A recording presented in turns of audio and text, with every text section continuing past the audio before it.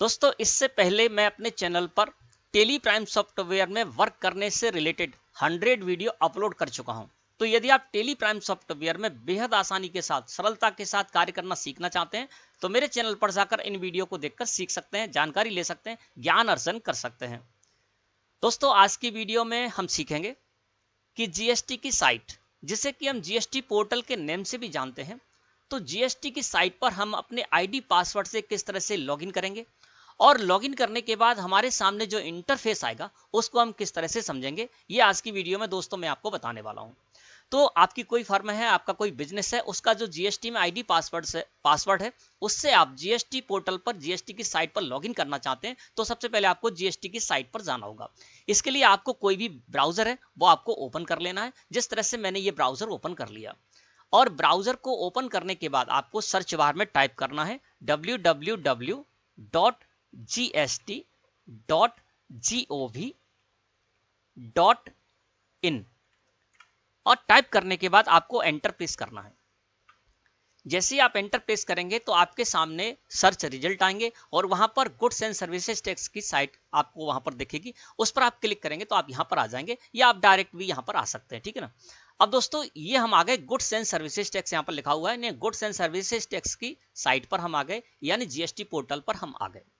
यहाँ पर दोस्तों हमको अपने आईडी पासवर्ड से, हमारी एक फर्म है उसके आईडी पासवर्ड से हमें लॉगिन करना होगा, तभी हम इसमें कार्य कर पाएंगे। तो सबसे पहला काम हमको क्या करना होता है, गुड्स एंड सर्विसेज टैक्स की साइट पर जाकर लॉगिन करना होता है अपने आईडी पासवर्ड से।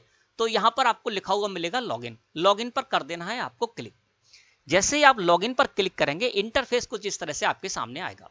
यहाँ पर सबसे पहले यूजर नेम, तो यहाँ पर आपको आईडी डाल देनी है, पासवर्ड के कॉलम में पासवर्ड डाल देना है। अब मेरी जो फर्म है उसका जो जीएसटी में आईडी है ना, वो मैं डाल देता हूं यूजर नेम में। तो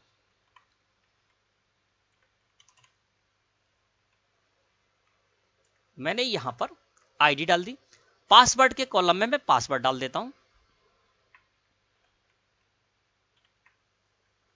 ठीक है ना।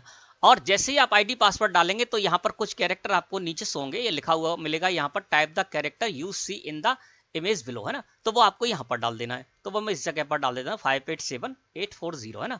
और इसके बाद हमने हमारी जो फर्म थी उसका जो जीएसटी में आईडी था वो यूजर नेम के कॉलम में डाल दिया, जो पासवर्ड था वो पासवर्ड नेम के कॉलम में डाल दिया, और कैरेक्टर जो हमको शो हो रहे थे वो मैंने यहाँ पर कैरेक्टर डाल दिए। इसके बाद दोस्तों हमें लॉगिन पर करना होगा क्लिक। मैंने जैसे ही लॉगिन पर क्लिक किया दोस्तों हमने अपनी आईडी पासवर्ड से जीएसटी पोर्टल पर लॉगिन कर लिया।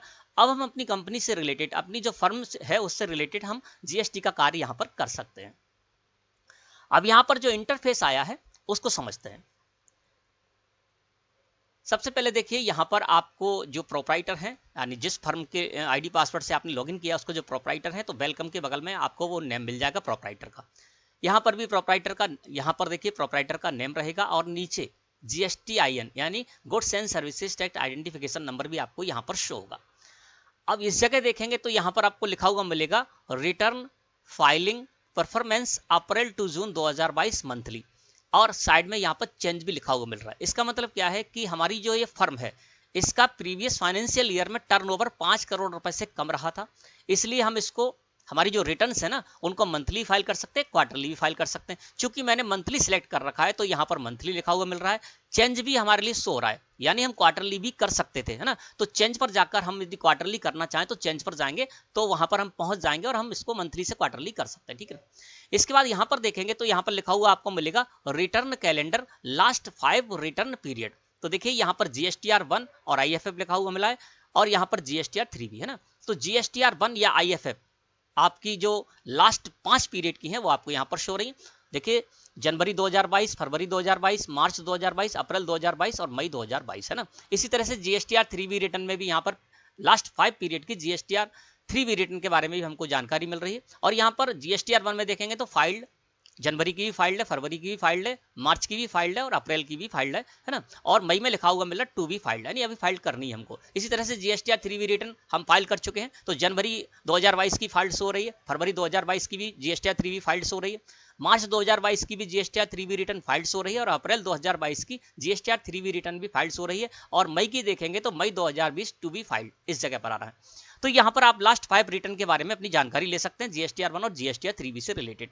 अब जो भी मंथ आपको शो हो रहा है, जैसे कि जनवरी 2022 की फाइल्ड शो हो रहा है, उस पर जैसे ही आप कर्सर लेकर जाएंगे तो यहाँ पर फाइल्ड ऑन 11 फरवरी 2022, यानी जनवरी पीरियड की हमने GSTR 1 रिटर्न जो फाइल्ड की थी वो किस डेट में फाइल्ड की थी, तो डेट भी आपको यहाँ पर कर्सर रखेंगे जिस भी मंथ में, उस मंथ में आपको कर्सर रखेंगे तो आपको पता चल जाएगा कि उस मंथ की आपने GSTR 1 और GSTR 3B रिटर्न किस डेट में फाइल की है। जैसे कि GSTR 3B रिटर्न है मार्च 2022 की फाइल्ड हो रही है, इस पर जैसे ही मैंने कर्सर रखा तो यहाँ पर आ गया 2 जून 2022, यानी 2 जून 2022 को मैंने GSTR 3B रिटर्न फाइल की थी मार्च पीरियड की, ठीक है ना। तो इस तरह से आप लास्ट 5 पीरियड के बारे में जानकारी ले सकते हैं। और मई की बात करें तो यहाँ पर 2B फाइल्ड आ रहा है, GSTR 1 के कॉलम में हम गए और मई 2022 2B फाइल लिखा आ रहा है, तो यहाँ पर है इसकी ड्यू डेट 11 जून 2022, है ना। तो ये इस तरह से आप इसकी जानकारी यहाँ से ले सकते हैं। इसके बाद नीचे देखेंगे दोस्तों तो यहां पर आपको बटन होगा रिटर्न डैशबोर्ड का, है ना। तो ये रिटर्न डैशबोर्ड का जो बटन है, इस पर जब आप क्लिक करेंगे तो आप डैशबोर्ड पर पहुंच जाएंगे, है ना। और रिटर्न डैशबोर्ड पर आप पहुंचेंगे जब भी आपको अपनी कोई रिटर्न फाइल करनी है या प्रीवियस पीरियड के किसी रिटर्न को आपको देखना है ना, तो उसके लिए आपको दोस्तों रिटर्न डैशबोर्ड पर जाना होगा और उस पर जाने के बाद ही आप अपनी किसी भी पीरियड की GSTR 3B या GSTR 1 आदि जो भी रिटर्न है वो आप फाइल कर पाएंगे, है ना। और प्रीवियस पीरियड की कोई भी रिटर्न आपको देखनी है तो आप रिटर्न डैशबोर्ड में जाएंगे और वहां पर जाकर आप इसको देख पाएंगे। अभी मैं सिर्फ परिचयात्मक जानकारी दे रहा हूं, आगे की वीडियो में इसके बारे में भी आपको डिटेल में जानकारी दूंगा। इसके बाद अगला बटन है यहाँ पर क्रिएट चालान। जब आपको पेमेंट करना होता है, आप कोई भी रिटर्न फाइल कर रहे हैं, है ना, उसके लिए आपको पेमेंट करना होगा, तो पेमेंट के लिए आपको क्या करना होता है, चालान जनरेट करना होता है, फिर उसके बाद आप पेमेंट कर पाते हैं। तो आपको चालान क्रिएट करना है, तो क्रिएट चालान पर जैसे ही आप क्लिक करेंगे तो आप चालान क्रिएट पर पहुंच जाएंगे और वहां पर आपको जो भी चालान क्रिएट करना है ना, वो आप चालान क्रिएट कर सकते हैं। अपनी जो भी आपको इंटरेस्ट आदि पे करना है, लेट फीस पे करनी है या आपका जो भी टैक्स है वो आपको पे करना है, तो क्रिएट चालान में जाइए और वहां पर जो भी आपको पे करना है ना, उसका आप चालान यहां से क्रिएट करेंगे। अगला बटन यहां पर मिलता है व्यू नोटिस एंड ऑर्डर्स। तो जो भी आपके लिए नोटिस या ऑर्डर्स जारी किए गए, इशू किए गए हैं, इस पर क्लिक करेंगे तो आप वो देख पाएंगे। इसके बाद नीचे देखेंगे तो यहाँ पर एक बटन है एनुअल रिटर्न। तो एनुअल रिटर्न आपको जब फाइल करनी है तो आप इस पर क्लिक कीजिए तो आप एनुअल रिटर्न फाइल कर पाएंगे। और प्रीवियस किसी भी फाइनेंशियल ईयर की आपको एनुअल रिटर्न देखनी है तो आपको एनुअल रिटर्न पर क्लिक करना होगा, है ना। और कंटिन्यू डैशबोर्ड पर कर देंगे तो आप सीधे डैशबोर्ड पर पहुंच जाएंगे, जहां से कि आप अपनी GSTR 3B, GSTR 1 आदि जो भी रिटर्न है उनको फाइल कर पाएंगे। इसके अलावा आप अपनी GSTR 1, GSTR 3B previous period की देख पाएंगे, GSTR 2A देख पाएंगे, GSTR 2B देख पाएंगे ना। तो इस तरह से आपको कंटिन्यूटी डैशबोर्ड पर आपको जाना होगा। यहाँ पर देखेंगे तो आपको यहाँ पर लिखा हुआ मिल रहा है व्यू प्रोफाइल, है ना। तो हमारी जो फर्म है उसकी हमको प्रोफाइल देखनी है ना, तो हम यहाँ पर देखेंगे, यानी प्रिंसिपल प्लेस ऑफ बिजनेस क्या वहाँ पर हमने डाल रखा है, हमारी ईमेल आईडी हमने कौन सी डाल रखी थी, है ना, जब हमने GST में रजिस्ट्रेशन लिया था। इसके अलावा हमारा कौन सा मोबाइल नंबर वहाँ पर है, तो ये सारी जानकारी हम व्यू प्रोफाइल में जाकर लेते हैं। इसके अलावा देखिए क्विक लिंक्स भी यहाँ पर कुछ ऑप्शन हो रहे हैं। चेक कैश बैलेंस, है ना, तो कैश का जो लेजर होता है ना, वो आप यहाँ से देख सकते हैं। यानी GST पोर्टल पर आपने जो भी आपका कैश का बैलेंस है उसको देखना है तो आप इस पर क्लिक करेंगे और इसको देख सकते हैं। लायबिलिटी लेजर में जाकर आप अपनी लायबिलिटी देख सकते हैं और क्रेडिट लेजर में आप क्रेडिट लेजर देख सकते हैं, क्रेडिट अमाउंट देख सकते हैं। यानी इससे प्रीवियस पीरियड का आपका जो भी क्रेडिट अमाउंट है, क्रेडिट ITC, आपकी जो भी ITC वहां पर निकल रही है वो आप यहाँ पर देख पाएंगे ना। तो इस तरह से दोस्तों जब आप GST पोर्टल पर लॉगिन करते हैं तो आप किस तरह से लॉगिन करेंगे ये आज की वीडियो में मैंने आपको बता दिया। और लॉगिन करने के बाद जो इंटरफेस आपके सामने आएगा उसको आपको किस तरह से समझना है ये भी आज की वीडियो में मैंने आपको बता दिया। इससे आगे की वीडियो में मैं आपको GST पोर्टल पर किस तरह से आप अपने जो भी फर्म है, आपकी अपनी जो भी कंपनी है, उससे रिलेटेड सारी जानकारी किस तरह से लेते हैं, किस तरह से उसको समझते हैं, इससे रिलेटेड वीडियो भी आगे मैं आपको दूंगा। तो मैं समझता हूं आज का जो टॉपिक था वो आपको अच्छे से समझ में आ गया होगा।